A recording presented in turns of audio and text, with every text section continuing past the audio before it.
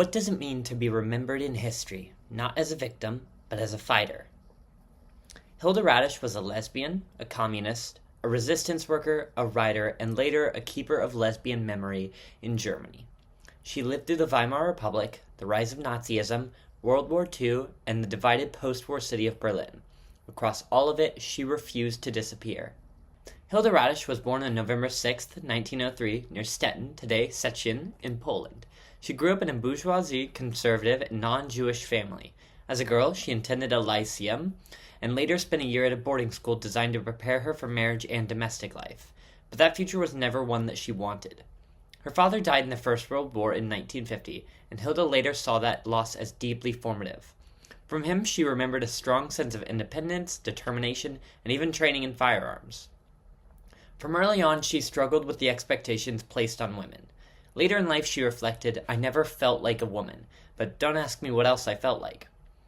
That sense of distance from conventional femininity shaped both her personal identity and her politics. At 18, Hilde moved to Berlin.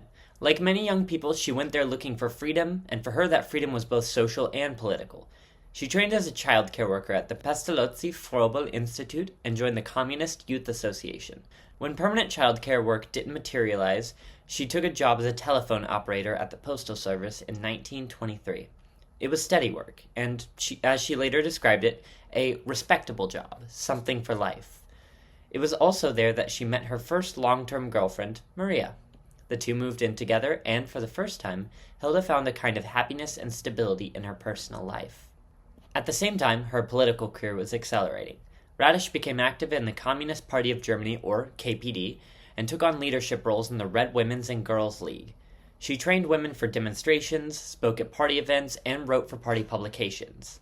In 1929, she was elected to the Berlin City Council as a communist representative. But her place within the party was never fully secure.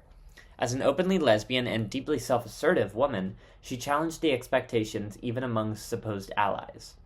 She clashed with party officials, and when she refused sexualized demands from male supervisors, her advancements were restricted.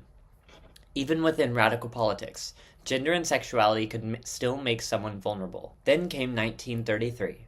As the Nazis rose to power, Hilde knew she was in danger. She was a known communist, and that alone made her target. Still, she didn't retreat from her political life. Instead, she helped create illegal communications networks in resistance to the new regime.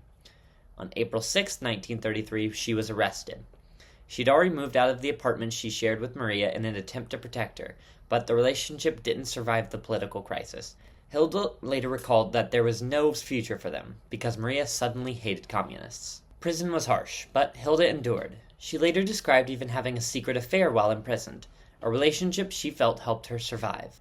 After her release, she remained under Gestapo surveillance and struggled to find steady work, but she did not stop resisting. Between 1934 and 1939, she remained involved in underground networks and helped distribute anti-Nazi leaflets. Looking back, she remembered that resistance gave her a sense of purpose. In her words, being imprisoned by the Nazis had almost acknowledged them as real political opponents. In 1939, Hilde met Elsie Eddy Klopsch, the woman who would become her life partner. Together they tried to build a life under dictatorship. They opened a restaurant, though even that was complicated by Hilde's political record. Because she was considered politically dangerous, the permit had to be arranged under Eddy's father's name. Inside that space, however, Hilde and Eddy quietly resisted. When the Nazis ordered the business to display a "No Jews Allowed" sign, they hid it behind the menu so it couldn't be seen. The restaurant became a refuge for women who had been released from prison or were living in hiding. Despite the anti-Semitic ordinances, they kept serving Jews in the restaurant too.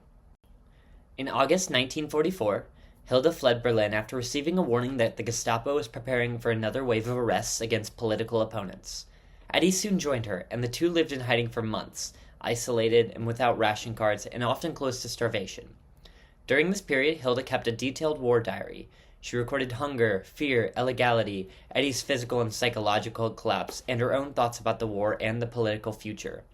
Even in hiding, she was documenting, reflecting, and preparing to remember. After the war, Hilde and Eddy returned to Berlin and joined the reconstruction efforts. Radusch worked in the Schönenberg district office in a department for victims of fascism, helping support the returning prisoners and war orphans. But the post-war world brought new disillusionment. She began to question the direction of the German Communist Party and asked whether socialism could really be achieved through a totalitarian path. In 1946, after tensions with party leadership, she left the Communist Party. They retaliated by blaming her lesbian relationship and helping ruin her professional standing. She was fired soon afterwards. Still, Hilde kept going. She eventually joined the Social Democratic Party and remained in West Berlin. Eddie ran a second-hand shop that supported them both until she died of cancer in 1960. Hilde was devastated, and her grief found expression in poetry. In the decades that followed, Hilde turned increasingly towards writing, memory, and reflection. By the late 1960s and 70s, younger lesbian activists began seeking her out, recognizing that her life offered something urgently needed: historical continuity. In 1974, she helped found the Berlin lesbians group L74, a community especially attentive to older lesbians who felt excluded from younger feminist circles. She also became connected to Unsere Kleine Zeitung, the first lesbian periodical in Germany after 1945, which aimed to reconnect younger readers with what it called their historical sisters from the 1920s. In 1978, she became one of the founding members of the FFBIZ, one of the first feminist and lesbian archives in Germany. By then, her activism had shifted. It was no longer centered on party politics. It was centered on memory, preserving lives, experiences, and histories that had too often been erased. Hilde Radusch died on August 2, 1994. In her later years, she was cared for by a circle of younger lesbian activists she affectionately called her Klubchen, her little club. Since then, Berlin has formally recognized her legacy through memorial plaques and the designation of her grave as an honorary grave of the city. But perhaps the clearest way to understand Hilde Radusch is through her own words. She said, "I never saw myself as a victim, but always as a fighter." And this is what makes her story so powerful. Hilde Radusch didn't simply survive the 20th century, she resisted it, documented it, and mourned with it, and helped future generations remember what so many systems tried to erase. Thank you for watching.